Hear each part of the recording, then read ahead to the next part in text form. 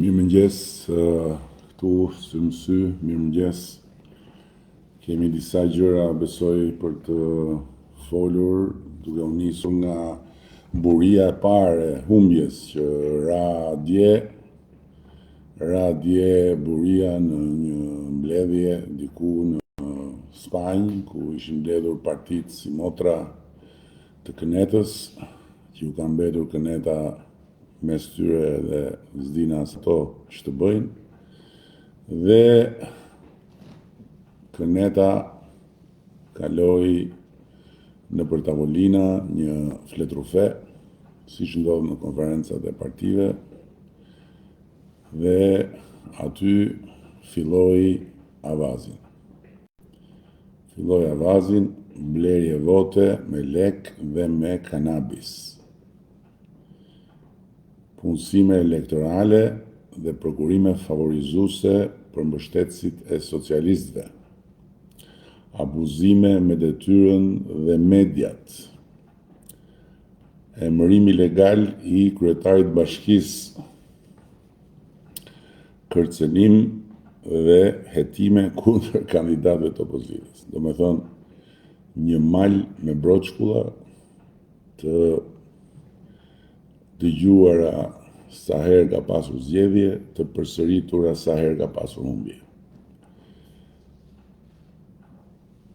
Pereja e këtyre zgjedhjeve është se në ndërkohë kemi një strukturë të tërë që është struktura speciale kundër korrupsionit dhe krimit organizuar, ose siç njihet nga të gjithë SPAK-u, që është në teren dhe është edhe në zyrë dhe është i fokusuar në marrjen e të gjitha denoncimeve që ma hamendja mua janë lumë, sepse kur lexon këtë fletrufe, e kupton që kjo fletrufeja duhet mbështetur me denoncime, dhe denoncimet duhet bërë siç janë në stilin e Kënetës,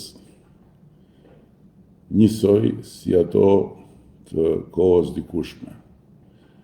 Denonco, fillo presionin, vër nën dritën e projektorëve prokurorët, detyroi që të fillojnë procese deri kur ajo që ti kërkon të marrë trajtën e një hetimi, pastaj në momentin që fillon hetimi shpall fajësinë ti përpara se sa ta nxjerrë hetimi. Kjo është logjika e përgjithshme. Dhe duke qenë se kam qenë edhe vetë pre e një kallëzimi të rrem, jam shumë i qartë se si zhvillohet e gjitha, por fakti është që tani më të paktën kemi një institucion që është mbi palet, e ka treguar që është mbi palet, edhe që leti shoh dhe leti verifikoj se ku janë votat që po merren në këmbim të kanabis, se kjo është kulminante. Pastaj, për sa i përket punësimeve elektorale, theksoj se përpara fillimit fushatës, kohë përpara, qeveria ka nxjerrë një vendim dhe ka ndaluar të gjitha llojet e punësimeve, gjë që nuk e kërkon ligji, por e ka bërë qeveria. Pra, për të shprehur të gjithë vullnetin e mirë, për të dhënë çdo kontribut që fusha e betejës të jetë sa më e barabartë. Prokurime jo favorizuese, po s'ka fare, as favorizuese, as jo favorizuese, edhe pse, kujtoj, Shqipëria sot gjendet e para në klasifikim për integritetin e prokurimit publike në rajon, dhe këtë nuk e them unë, nuk e themi ne, këtë e thot Komisioni Evropian. Abuzime me mediat, tani unë nuk e di për çfarë bëhet fjalë, por unë di një gjë, që mediat janë në pozitat më abuzive në raport me popullin, kur vjen puna tek komentet e sondazheve të pavarura që bëjnë sa një ekran në tjetrin, dhe ku të gjitha sondazhet thonë se shumica e popullit mbështet Partinë Socialiste, shumica e popullit mendon se Shqipëria po shkon drejtimin e dur, dhe ndërkohë në media komentohet se populli është i smur, populli është çmendur, populli është i shitur, populli është i blerë, populli është fikacak, e të gjitha këto me radhë. Pra, të gjitha këto i atribuohen popullit për një arsye shumë thjeshtë, sepse ata që komentojnë në 95% të rasteve, s'duhet i fut gjithë komplet fare në një thes, duan humbjen e Partisë Socialiste. Kaq, janë kundërshtar të investuar, nuk janë kritik të pavarur. Dhe për sa i përket emërimit ilegal të kryetarit të bashkisë, unë s'di cili është emërimi ilegal, siç ndodh në gjitha këto raste, ka një nënkryetare që bën detyrën e drejtimit të bashkisë dhe që e ka marrë detyrë sipas të gjitha rregullave me delegim. Kërcënimeve e time kundër kandidatëve të opozitës, këtu me siguri është fjala për hetimin e Bufit Kënetës, që nuk ka lidhje fare me fushatën zgjedhore. Ndërkohë që stafi, si gjithmonë, ka mbledhur pyetjet më pikante ose komentet më pikante, ku Ermali thotë sikur të jetë kjo fushata çdo vit do ishte bërë Shqipëria Dubai. Tani Shqipëria nuk ka arsye të mendoj të bëhet Dubai, Shqipëria po bëhet Shqipëri. Dhe po bëhet Shqipëri, do me thënë, po bëhet një vend me emrin e vet, me respektin e vet në kombëtar dhe me forcën e vet tërheqëse, se ndryshe nuk do vinin këtu Ermal 12 milion turistë. Dhe ndërkohë, sikur të jetë kjo fushata çdo vit, nuk e di ç'do me thënë, po për mua i vetmi ndryshim nga jo çdo vit, nga çdo ditë këtu e 3 mandate në këtë zyrë është se në fushat ka mitingje. Në të përditshme nuk ka mitingje. Po takime, vizita, inspektime, diskutime janë të përditshme. Mjafton të shkosh dhe të shikosh në të gjithë historikun e kësaj faqe dhe do shohësh që është fushat permanente që nga dita e parë në kuptimin e intensitetit të lëvizjes dhe të komunikimit. Dakord, more të mirë ku është debati konstruktive, ku janë argumentat, ku është programi, që janë këto turmat e eksituara, Urraja, Berihaja.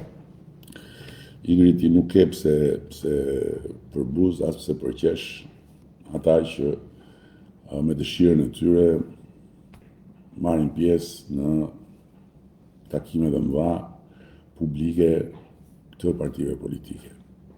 Për sa i përket argumentave dhe programit, është shumë interesant, sepse programi është mjafton të duash ta gjesh dhe gjen vetëm të kesh ama kohë dhe nerva që ta lexosh deri në fund, se programi ynë është program qeverisës, është i detajuar në çdo aspekt. Ne nuk jemi një parti politike që duam të vim në qeveri, që nuk dim fare se ç'është qeverisja, që s'kemi qenë ndonjëherë kurrë brenda në mekanizmin e shtetit, edhe imagjinojmë se si mund të bëhet dhe shtojmë dozat nga dëshira që ta bëjmë këtë gjë të duket fush me lule.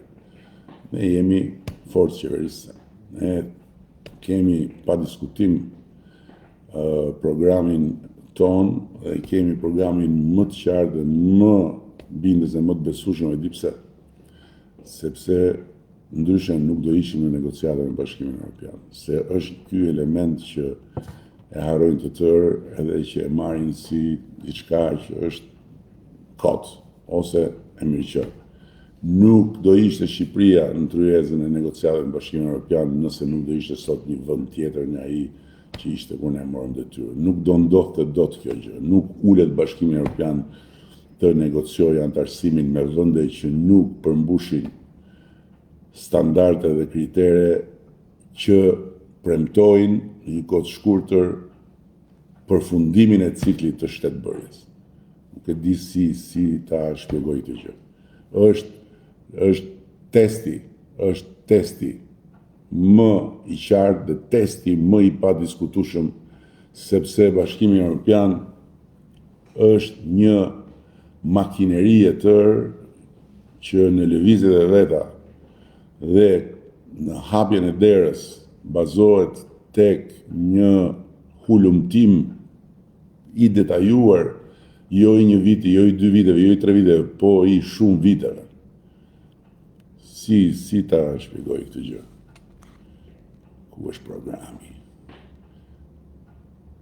Si nuk më vjen turp, dalin si alabak pas 12 vitesh mashtrime, ajdutrie, krime mbi atë popull të raskapitur, pas 11 majit dhe vetë do çuditën mbi pasojat që i kanë sjellë kombit Subi me Emeti.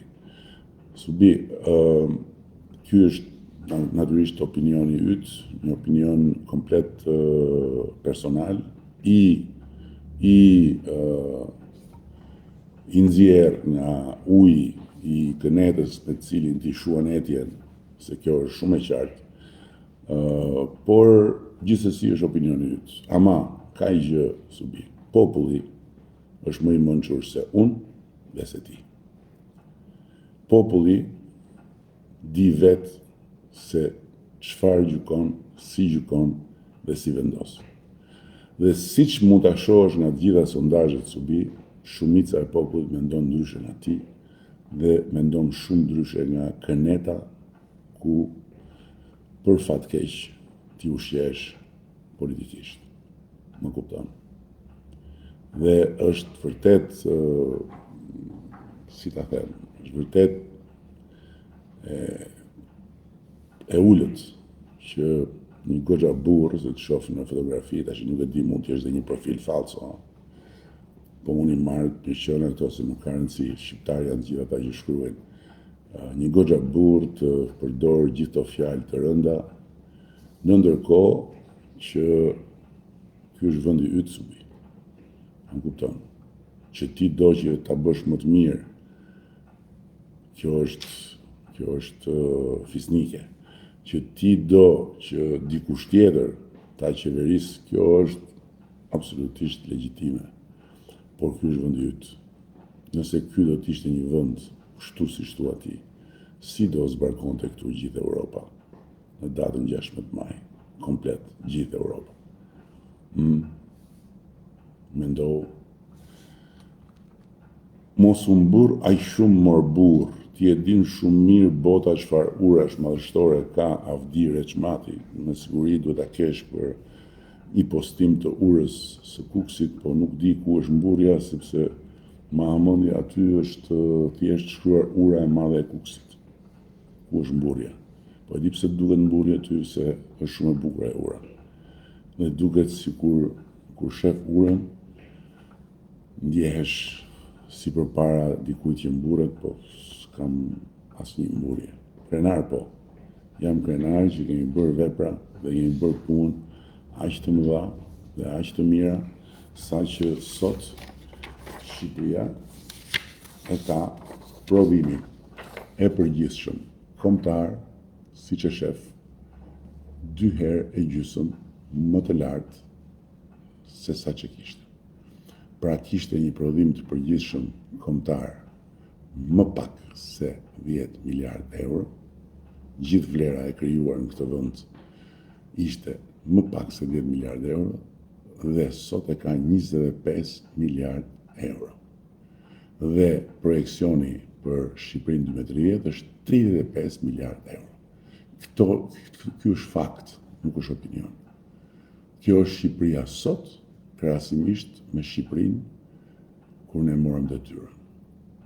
Dhe këto nuk janë as llafe, as 3D, as fushata, as mitingje. Këto janë të vërteta, shumë kokëforta të transformimit ekonomik të këtij vendi. Dhe shikoni pak këtu që të jemi edhe më të qartë. Ky është zhvillimi dhe këtu jemi tek tabela krahasimore e rritjes së prodhimit të përgjithshëm kombëtar. Shqipëria dhe rajoni. Se ne nuk krahasohemi me Gjermaninë, ishin të tjerë ata që na nxorën të dytët mbas Gjermanisë dhe përpaksa nuk na hodhën në umner, ne jemi këtu, në këtë rajon, jemi nisur nga brima e fundit e kavallit në rajon dhe sot jemi në pragun e shtëpisë së madhe të Bashkimit Evropian. Dhe këtu është rritja e prodhimit të përgjithshëm kombëtar nga viti kur ne morëm detyrën. Në krahun e djatimin ose për ju shikoni ku kolona me të kuqe është 109.6% rritja e prodhimit të Shqipërisë, 64.9% rritja e prodhimit mesatare e rajonit, dhe po të shikoni këtu vendet e rajonit dhe kanë gjitha më të ulët se ne. Sepse Shqipëria në këto 3 mandatet tona ka bërë një kapërcim epokal, duan disa apo s'duan disa. Nuk ka të verbër më të madh se sa ai që i ka syt top, po nuk do të shikoj. Dhe shurët më të madh se ai që i ka veshët top, po nuk do të dëgjoj, nuk ka. Dakor? Ja dhe rimi. Ore leje bufin, po ju çfarë keni bë 12 vite. Çfarë keni bë 12 vite? Këto jam duke treguar urdhërove të ardhurat për frym rimi. Këto janë të ardhurat për frym çfarë kemi bë ne këto 12 vite. Ishin 3.300 euro, janë 10.300 euro dhe në Shqipërinë 2030 do të shkojmë 15.000 euro dhe këto që flasim ne për Shqipërinë 2030 nuk janë si programi i Bufit dhe i Latifit. Këto janë projekcione të mbështetura në analizat e ekspertëve të Ministrisë Financave dhe të ekspertëve ndërkombëtar me të cilët ne punojmë. Dakord? Se prej kohësh me ne këtu me mua punon kryekëshilltari ekonomik i kancelares gjermane dhe një profesor shumë i nderuar, drejtues i qendrës për zhvillim ndërkombëtar të Harvardit. Për të përmendur 2 nga të tjerë që ne i konsultojmë her pas here. Kështu që këto janë projekcione financiare, nuk janë prralla me mbret, as prralla me buf, as prralla me latif. Mikel Ceriku, mos gaboni me votu. Populli ka nevojë për një kandidat të ri, boll, mo u bë bajat. Të ri, kandidat të ri,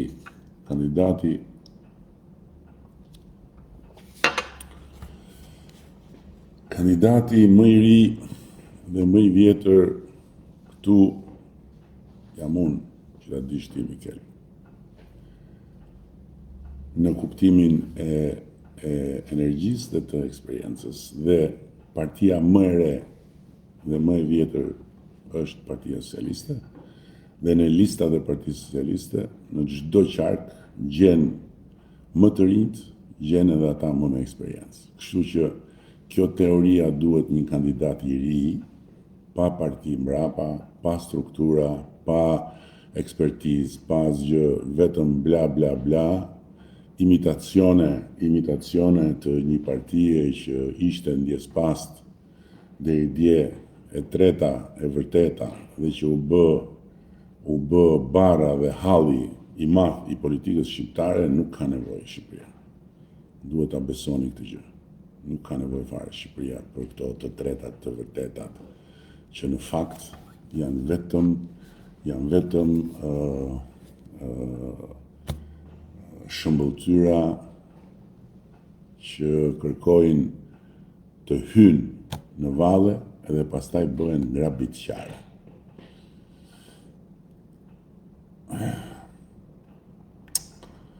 O Ram, na fol për pasaportën europiane se për investime ke bërë nami vetëm video në 3D.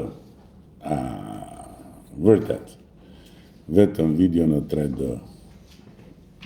Prandaj kam marrë me vete dhe çdo ditë në çdo qark po tregoj të gjitha investimet që janë bërë qark për qark për qark për qark dhe kush do t'i shoh i sheh. Kush do t'i dëgjoj i dëgjon. Nëse do ishin vetëm video në 3D dhe nëse Shqipëria do ishte ajo që ishte kur ne morëm detyrën, nuk do vinin 12 milion turistë, por do kishin hik dhe ata që vinin atëherë për patriotizëm.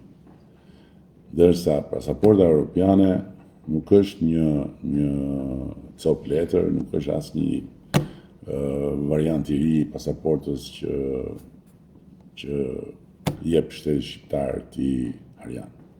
Duhet ta dëgjosh pak më mirë shpjegimin tim për pasaportën europiane dhe ta kuptosh që nuk jemi në kushtet kur thjesht po ndrojmë pasaport dhe as në kushtet kur po ndrojmë një dokument udhëtimi me një tjetër. Pasaporta që kemi sot është thjesht një dokument udhëtimi.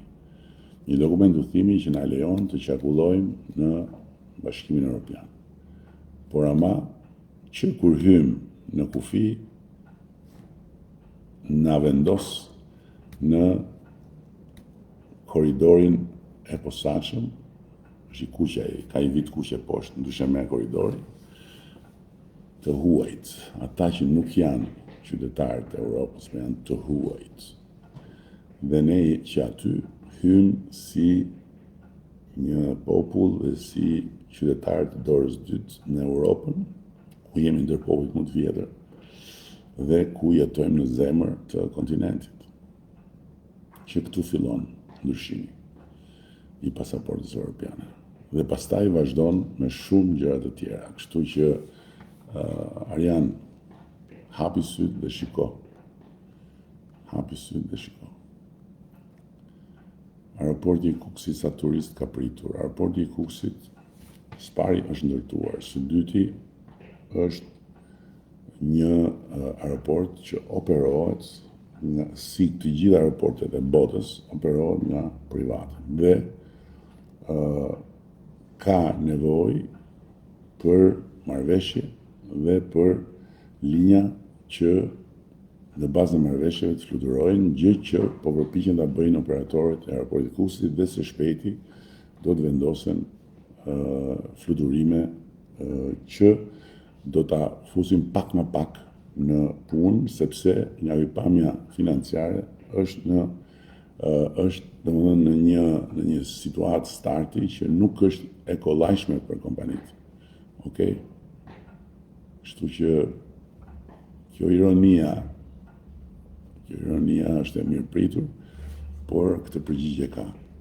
Pra është një aeroport i ndërtuar, i standardeve ndërkombëtare, i certifikuar ndërkombëtarisht dhe operatori duhet të vendosi fluturimet në bazë marrëveshje që po kryen dhe bën negociatat e veta, është në drejtën e vet, po ndërkohë ty, zotri, nuk ka kushtuar asnjë kokër leku ai aeroport, okay? Në një fushë me plera që ishte, është një aeroport ndërkombëtar. Dhe më herët se vonë do të vihet në funksion. Boll kërkove mjaft 12 vjet dhe më i miri të isha. Tani, unë nuk e di që do me thënë kjo, boll kërkove mjaft, unë nuk po kërkoj asgjë për veten time. S'është fare këtu puna për veten time apo për këtë karrierën ku jam ulur. Këtu është misioni im dhe misioni i Partisë Socialiste që unë të ftoj ta bësh dhe misionin tënd që të antarësojmë Shqipërinë në Bashkimin Evropian. Për këtë kam ardhur në këtë detyrë dhe për këtë rri në këtë detyrë. Për sa i përket pastaj viteve, numëro sa kanë ndënjur, jo një, po më shumë se një kancelar në Gjermani, edhe pyete veten po gjermanët janë diktaturë apo janë popull çurik. Asnjëra as tjetra. Kështu dhe shqiptarët. nuk jetojnë në diktaturë dhe nuk janë popullshyrek. Siç i bëjnë ata që duke mu hedhur mua në për ato moçale televizive pse bëj një batut dhe them që gjysma e burrave janë çuryk, dhe ndërkohë kjo batut ka një të vërtet brenda kur mendon se një pjesë e madhe e burrave shkojnë në kënet, preferojnë kënetën, e kupton? Preferojnë kënetën, se të thoshin që nuk e duam Edi Ramën, nuk e votojmë Partinë Socialiste dhe po votojmë nuk e di. Stamo Dumën, okej. Po kënetën përsëri, çfarë ti thuash? Politikisht është skandaloze. Është skandaloze. Patriotikisht është skandaloze. Europianisht është skandaloze. Nga të gjitha anët. Është turp. Është thjesht turp. Të mendosh që Shqipëria mund të përfaqësohet përsëri nga këneta. Fjalë vërtet. Komplet.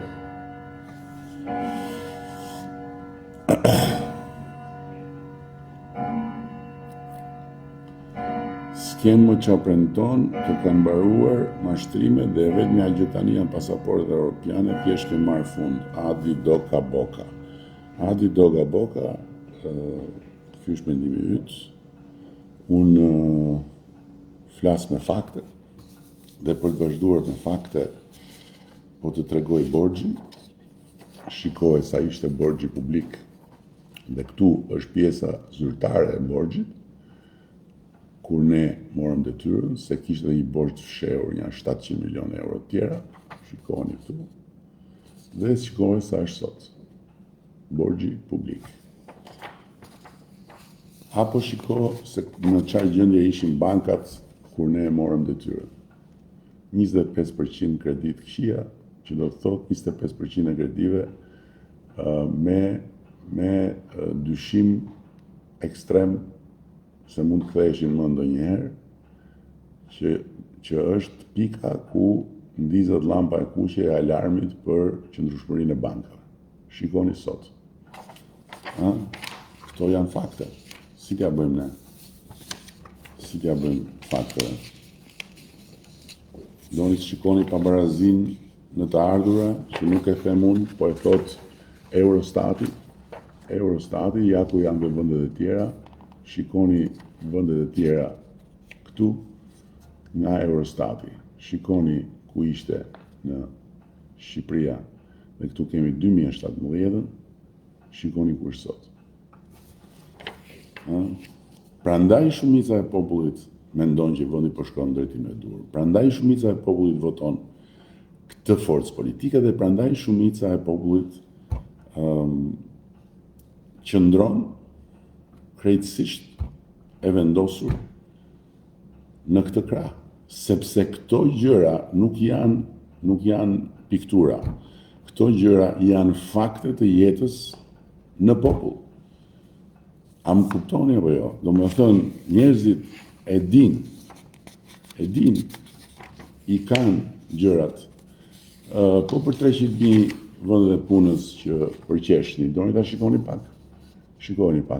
Këtu jemi tek sa punonjës kishte Shqipëria në vitin që ne morëm detyrën, 1.023.000, këtu jemi sa punonjës janë në Shqipëri sot, ose më saktë, ishin në fund të vitit 2024. 1.327.000. Sa është diferenca midis 1.023.000 dhe 1.327.000? Janë 300.000 vende? Apo s'janë? Janë 300.000 më shumë? Apo s'janë? Si t'ja bëjmë tash? Se këto mund të verifikohen, merret regjistri, edhe nxirret e vërteta dhe thuhet jo. Këtu po, siç keni qef ju atë fjalën e tmerrshme, mashtron i gjati. Por janë se për mua dhe për ne 77 nuk bëjnë 6 milion. Am kupton. Por për ty Dhe për gjitha ata që pinë ujë kënete që më mëngjes dhe pastaj e derdhin këtu, nuk bën asnjë përshtypje. 77 mund të bëjnë edhe 6 miliard, dhe nëse janë 6 miliard të kënetës, për ju janë okay.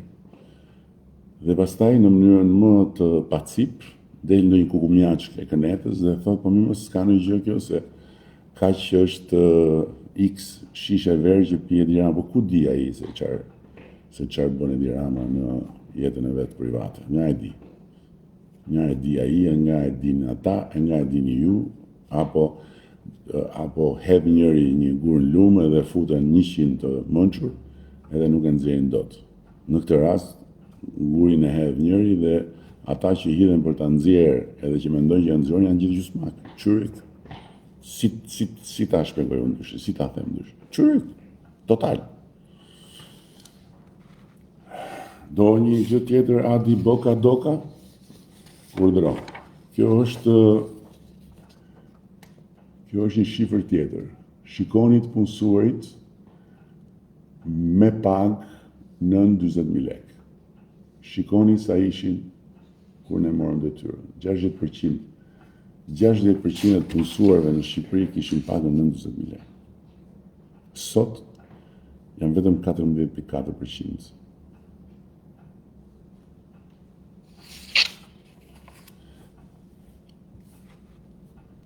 Vazhdojmë pak.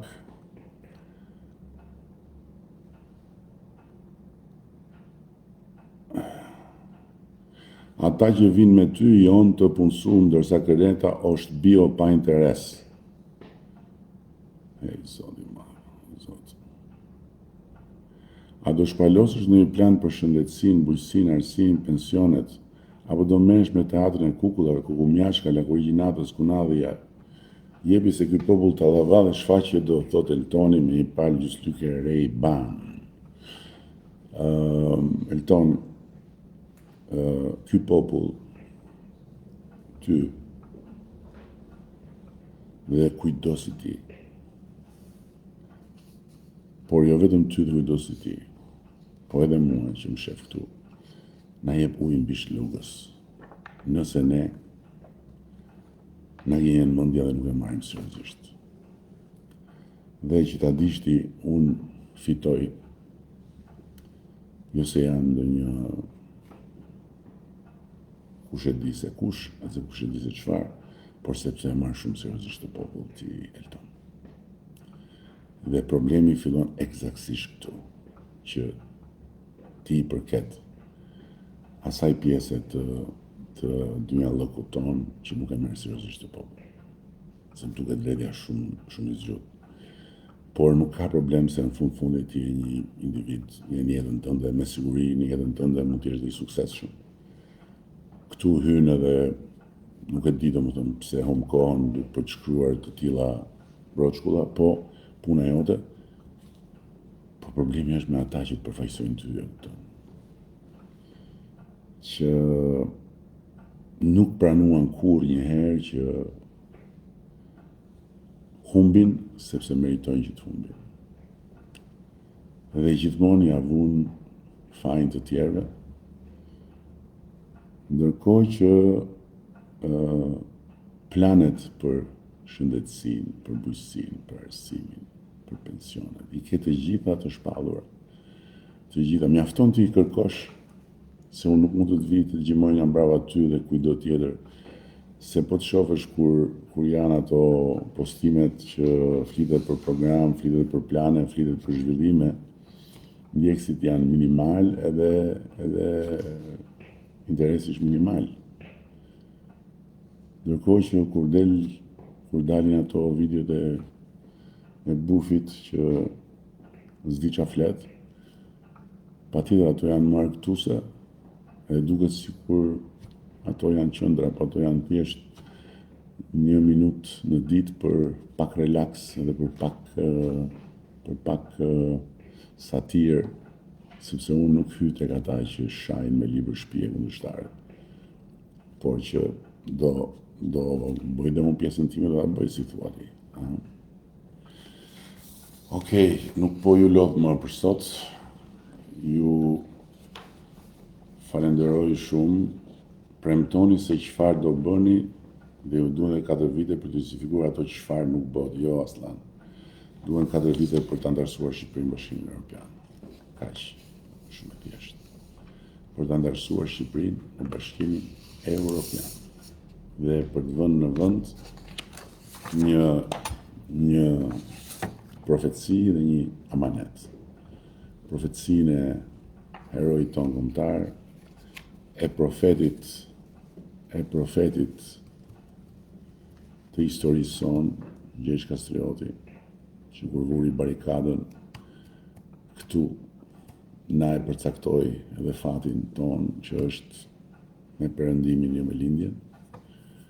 Dhe pastaj amanetin e rilindës vetan, që na e lanë me shkrim, dielli për ne linda ndej nga perëndon, dhe pastaj gjithë përpjekjen në histori të parëve tanë, kështu që është fat i madh, është fat shumë i madh që na ka ardhur në dorë.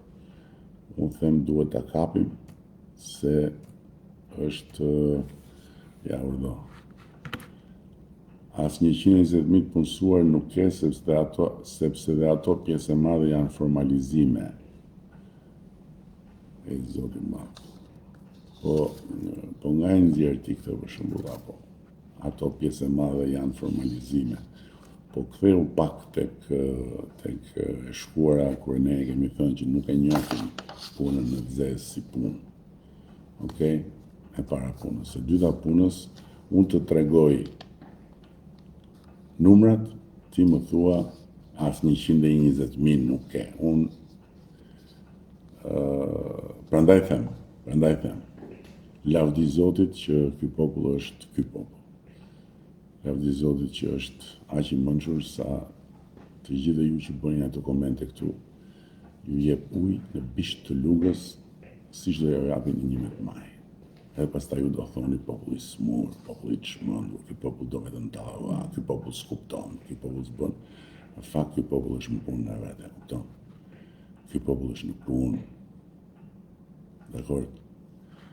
Edhe me këtë rast, ju uroj të gjithëve edhe një maj, sot është një ditë pushimi, një ditë reflektimi, që mi iku mua kjo këtu tani s'dia më ndjekin, por tu po, gjithsesi, ja ku jam përsëri, këtu isha unë, por nuk e dija që isha. Ju uroj të gjithëve një ditë sa më të qetë dhe sa më të këndshme. Duhet të të interesojë pasaporta europiane, duhet të të interesojë shumë, por që të të interesojë pasaporta europiane duhet të kuptojë më mirë se çfarë është pasaporta europiane. Prandaj duhet të të interesojë. Okej?